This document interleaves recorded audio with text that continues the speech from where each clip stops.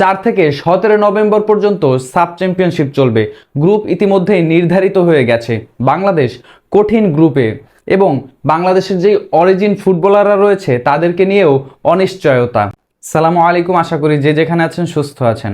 Sub চ্যাম্পিয়নশিপের যে group পর্বের ড্র, সেখানে একটা জিনিস নিশ্চয়ই আমরা লক্ষ্য করতে পেরেছি। ভারত পাকিস্তান একই গ্রুপে আইসিসির টুর্নামেন্টগুলোতে যেই জিনিসটা অনেক দিন যাবত হয়ে আসছে, বিশেষ করে ভারত পাকিস্তানের ম্যাচ মানেই এক অন্য রকমের উন্মাদনা। সেই জিনিসটা সাফ কর্তৃপক্ষ নজরে রেখেছেন এবং এই সাফে ভারত পাকিস্তানকে একই গ্রুপে রেখেছে।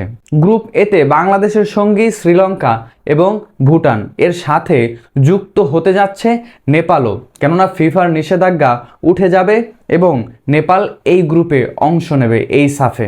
অপরদিকে গ্রুপ বিতে ভারত পাকিস্তানের সাথে মালদ্বীপ।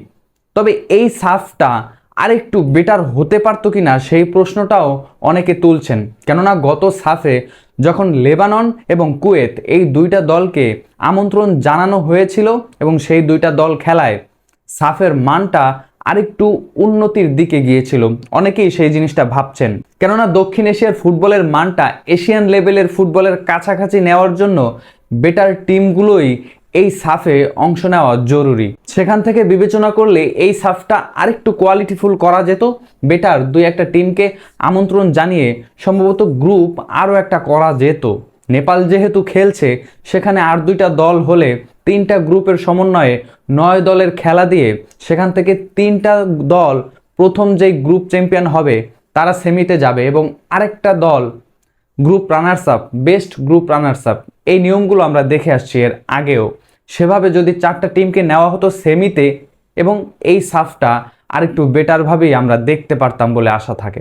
যেহেতু সেই জিনিসটা হয়নি, 7টা দল নিয়েই এই সাফ অনুষ্ঠিত হবে। সেক্ষেত্রে কারা হবে সেমিফাইনালিস্ট, কোন 4টা দল পরবর্তী রাউন্ডে যাচ্ছে?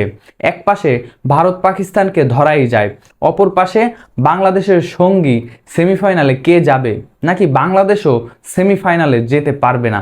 এমন একটা প্রশ্ন বাংলাদেশি ভক্তদের সামনে তো দাঁড় করানোই যায়। বলছিলাম এই সাফ বাংলাদেশের জন্য অনেক বেশি চ্যালেঞ্জিং, কেননা শ্রীলঙ্কার দলটায় 11 জন প্লেয়ারই অরিজিন ফুটবলার।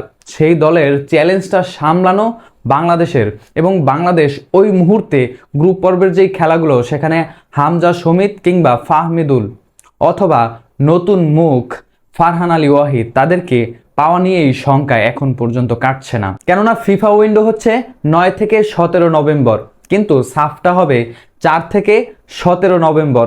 এই পর্যন্ত গ্রুপ পর্বের যেই 5 দিন বাংলাদেশ হামজা চৌধুরীকেও পাবে না, অথবা সমিত সোম কিংবা ফাহমিদুল, তাদেরকেও পাওয়া হচ্ছে না বলে জানা যায় এখন পর্যন্ত। হামজার কথায় আসি, 14ই নভেম্বর হামজার লেস্টার সিটির ম্যাচ রয়েছে। সেখানে কিভাবে এর আগে আমরা হামজাকে পাবো? যেহেতু ফিফা উইন্ডো 9 থেকে 17ই নভেম্বর পর্যন্ত, এই সময়টাতে ফুটবলারদের ক্লাব ছাড়তে বাধ্য ন্যাশনাল টিমের জন্য।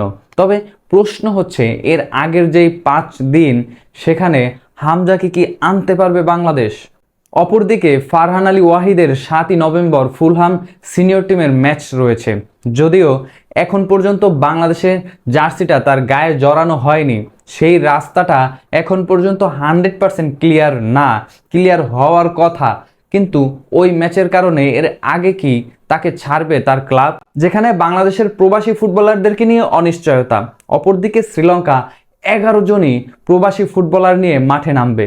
মূল চ্যালেঞ্জ এই সাফে বাংলাদেশের এই শ্রীলঙ্কা দলটাই ডার্ক হর্স এই টুর্নামেন্টের।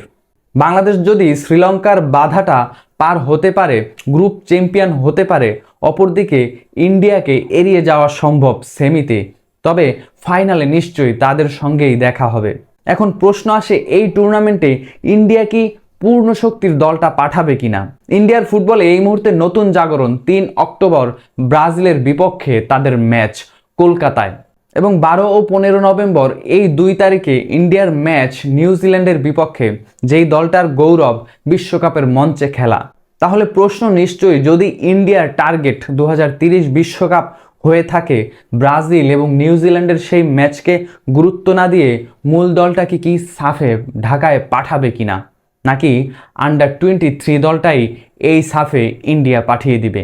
অনেকে হয়তো আবার বলতে পারে আন্ডার 23 দল যদি পাঠায়, ইন্ডিয়া দুর্বল দলই পাঠালো, অথচ দৃশ্যপট ভিন্ন। 2009 সেই সাফটা চ্যাম্পিয়ন হয় এই দল আন্ডার 23 দিয়েই। 2018 সালেও ইন্ডিয়া আন্ডার 23 দল দিয়েই সাফের ফাইনাল খেলেছে। তবে বাংলাদেশের আশা এখন একটা জায়গায়, বাংলাদেশ ফুটবলের নতুন জাগরণ এবং শেষ দেখায় ইন্ডিয়ার বিপক্ষের সেই ম্যাচ জয়, ঐতিহাসিক জয়, 21 বছরের সাধনার জয়। এখন এই সাফে কি হতে যাচ্ছে সেটাও দেখার বিষয়। তবে আপনার কি মনে হয়, বাংলাদেশ আদৌ কঠিন গ্রুপে এবং বাংলাদেশের ফাইনালে যাওয়ার রাস্তাটাও কঠিন, এবং বাংলাদেশ যে অরিজিন ফুটবলারদেরকে পাচ্ছে না গ্রুপ পর্বে, সেটা নিয়ে যেই শঙ্কা, আপনার গুরুত্বপূর্ণ মতামত নিশ্চয়ই জানাবেন।